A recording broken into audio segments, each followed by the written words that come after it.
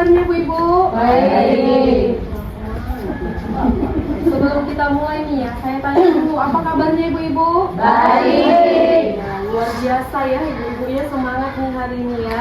Nah, jadi Ibu-Ibu, saya mengucapkan terima kasih dulu sebelumnya sama Ibu-Ibu ya, telah hadir ya dengan tepat waktu dan bisa hadir dengan semuanya untuk mengikuti kegiatan kita di hari ini. Penasaran nggak dengan hari ini materinya? Penasaran. Penasaran dong ya. Oke Bu, hari ini materi kita nanti tentang modul pengasuhan dan pendidikan anak. Tapi sebelum kita ke modul ini, ada baiknya kita berdoa dulu ya Bu. Yuk, kita berdoa dulu ya Bu, menurut ajaran dan agama kepercayaannya masing-masing. Doa dimulai. Selesai.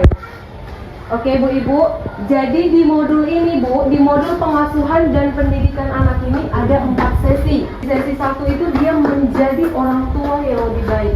Tapi sebelum kita masuk ke sesi 1 Bu, ada baiknya saya memperkenalkan dulu di modul pengasuhan dan pendidikan anak ini 4 sesi itu apa saja. Modul 1 ada berapa sesi tadi Bu? 4 sesi. Nah, sesi yang pertama adalah menjadi orang tua yang lebih baik. Sesi kedua Bu, memahami perilaku anak. Sesi ketiga dia Bu, memahami cara anak usia dini. Orang tua itu harus menjadi orang tua yang lebih baik supaya apa? Supaya kita menghasilkan anak-anak yang hebat. Mau kan punya anak-anak yang hebat? Mau ya Bu ya. Nah, jadi sekarang saya coba ya mengajukan pertanyaan dulu ke Ibu-ibu. Kenapa kita harus menjadi orang tua yang lebih baik? Yuk, siapa yang bisa memberikan argumennya? Kenapa kita harus menjadi orang tua yang lebih baik? Karena kita kan ingin supaya anak kita lebih baik lagi. Iya. Berikan argumennya kenapa kita menjadi orang tua yang lebih baik. Pengen menjadi anak supaya lebih baik ke depannya dan punya masa depan yang lebih baik lagi. Iya benar ya. Luar biasa jawabannya Bu ya. Orang tua, kita menjadi orang tua yang lebih baik karena apa Bu? Karena kita harus menjaminkan diri kita itu supaya anak-anak kita itu bisa meniru kita. Nah, di langkah pertama ini itulah tadi saya bertanya ke Ibu-ibu. Pentingnya kita berperilaku baik agar anak-anak kita menjadi anak-anak yang hebat. Oke, kita masuk ke langkah kedua Bu. Di langkah kedua Bu, sikap dan perilaku orang tua. Berarti Ibu mengajak anak untuk menceritakan apa hal yang membahagiakannya. Nah, di situ fungsi kita sebagai orang tua untuk memberikan dia Bu motivasi atau dorongan ketika dia melakukan tindakan atau perbuatan yang tidak sesuai bisa kita benahi. Kita buat ice breaking dulu kita yuk. 1, 2, 3, ya. Kepala, pundak, lutut, kaki, kepala, pundak, lutut, kaki, kepala. Kepala Bu. Seperti itu juga dengan anak-anak di rumah. Kalau kita menggambarkan yang salah, maka mereka akan mudah untuk meniru. Benar Bu? Nah, jadi tujuan ice breaking tadi Bu adalah bagaimana ibaratkan anak-anak akan cenderung atau mencontoh meniru perbuatan daripada perkataan. Oke Bu, next lagi ya Bu. Langkah ketiga, orang tua yang baik memiliki konsep diri yang positif. Contohnya di rumah ibu-ibu menyuruh anak itu seperti apa? Menyuruh sholat. Iya benar. Apalagi Bu? Ibu Asna coba disiplin waktu, belajar, disiplin waktu. Jadi di sini Bu, di orang tua yang baik memiliki konsep diri positif yang baik itu seperti ini. Kita pernah nggak mendengar seperti ini Bu? Polan itu usianya itu yang apa ya? Pernah kan kita gitu gosip-gosip tetangga? Pernah kan Bu? Nah, betul lah kau. Kata dia kan Bu, iya Polan, dia itu sama kayak bapaknya. Pernah kan? Pernah. Itu ibaratkan buah tak jatuh dari apa ya? Pohonnya. Nah, jadi itu ibaratkan kata kuncinya seperti itu Bu. Jadi di langkah ketiga ini, orang tua yang memiliki sifat konsep diri positif itu gini Bu. Kalau kita sudah berpikir positif, otomatis yang kita tindaki atau yang kita lakukan pasti menghasilkan yang positif. Oke Bu, next lagi Bu di langkah keempat. Orang tua yang baik penuh kasih sayang dan tidak melakukan kekerasan. Bu Mariani coba contohkan dulu orang tua yang baik penuh kasih sayang dan tanpa kekerasan. Membantu dan cuma bagaimana ini ya, sudah tanggal segini ibu belum juga punya uang. Aku ini memang anak nakal, itu pasti tidak suka padaku. Tapi aku juga kan tidak suka didiamkan begini. Mendiamkan. Nah jadi itu Bu orang tua yang penuh kasih sayang itu. Nah jadi gini jadi cuma pikirannya memikirkan uang pengeluaran, jadi efeknya ke anaknya. Berarti ibaratkan uang tidak cukup. Tetapi kita jangan seperti itu Bu. Di dalam sesi ini kita diajarkan kita penuh kasih sayang. Di langkah keempat ini orang tua yang penuh kasih sayang tanpa kekerasan. Yang kelima, melibatkan ayah dalam pengasuhan sehari-hari.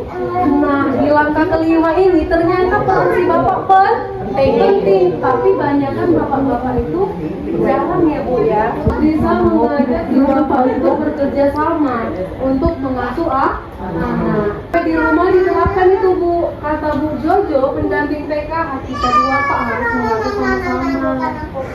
Siapa pendampingmu itu? Menurut ibu bagaimana? Apa kita boleh minum es? Nah, jadi Bu di langkah ini membuat keputusan bersama dengan melaksanakan dengan konsisten. Jadi Bu, yang Ibu baca tadi itu si anak meminta beli es pontong. Jadi di langkah ini Ibu dituntut apa? Membuat keputusan bersama. Nah di sini peran Ibu antara Pak Rusli dan Ibu Lili sangat berperan di sini untuk menentukan keputusan apakah si Ita diberi untuk membeli es pontong. Tetapi di situ Pak Rusli berusaha untuk menenangkan si Ita. Nah Ibu mengatakan apa tadi? Ita, sebaiknya kamu makan dulu, baru bisa minum es tontong. Nah fungsi si bapak di situ ngapain? Menenangkannya, karena dia lagi nangis kan untuk meminta es tontong yang lagi lewat. Tetapi si bapak menenangkan agar kita berhenti menangis. Nah di sini lagu perannya itu menentukan keputusan dengan konsisten. Berarti si bapak Rusli dan Ibu Lili berkomitmen atau berkeputusan bahwa Ita tidak diperbolehkan meminum es tontong, tetapi harus memenuhi kebutuhan yaitu makan. Nah jadi di sini Ibu menekankan bisa bersama anak-anak. Utamakan dulu kebutuhan, baru keinginan. Berarti es tontong itu merupakan keinginan si Ita. Nah selesai nih langkah ke-7. Menghindari konflik di hadapan anak. Ini seru ini Bu. Adu pendapat nih sama suami, tetapi anak melihat. Menurut ibu sebaiknya kita beli motor, Pak. Nah, jadi di sini Bu di langkah ke-7 menghindari konflik di hadapan anak ini sering terjadi ya Bu. Nah itu jadi tadi si Ibu Lili ingin membeli sepeda motor, tetapi Pak Rusli mengatakan lebih baik belinya bisa Bu. Nah jadi di sini kan terkadang kita ini perempuan ini nggak dituruti kemauan kita itu marah, emosi. Ibu terapkan menyepakati dengan suami untuk menghindari perbuatan atau perdebatan di hadapan anak. Kemudian harus mampu menahan amarah ataupun emosi. Nah, jadi next ya Bu, langkah terakhir, langkah ke-8. Coba dulu Ibu Asna selaku ketua kelompok Bu menyampaikan hal-hal hal-hal tadi yang kita pelajari di sesi ini, kira-kira yang ada di pikiran Ibu apa saja? Coba Bu. Dari saya menjelaskan tentang sesi pertama bagaimana menjadi orang tua yang lebih baik, apa yang udah Ibu dapat? Jadi orang tua yang lebih baik dari konflik. Iya benar. Bu Sumarni tambahin. Sejalan antara perbuatan dan perkataan. Iya, sejalan antara perbuatan yang kayak tadi kepala itu kan sejalan perkataan dengan perbuatan. Iya, selalu berusaha bersikap positif. Iya benar ya. Nah jadi berarti Bu, ibaratkan ibu-ibunya ini pada konsentrasi harus Ibu ingat dan diterapkan di rumah. Buku ini untuk memotivasi kita supaya kita mampu menjadi orang tua yang lebih baik, karena Bu menjadi orang tua yang lebih baik itu tidaklah mudah. Inilah modul kita di sesi modul pengasuhan dan pendidikan anak sesi 1. Ada berapa langkah? 8 langkah. Oke Bu, sebelum kita akhiri Bu, saya mengucapkan terima kasih kepada ibu-ibu yang telah fokus mendengarkan materi tadi. Terima kasih juga buat waktu dan kesempatan di hari ini ya Bu. Oke Bu, sebelum kita pamit, ada baiknya kita akhiri dengan doa. Berdoa menurut agama dan kepercayaan kita masing-masing. Berdoa selesai. Oke, terima kasih Bu Ibu. Sama-sama.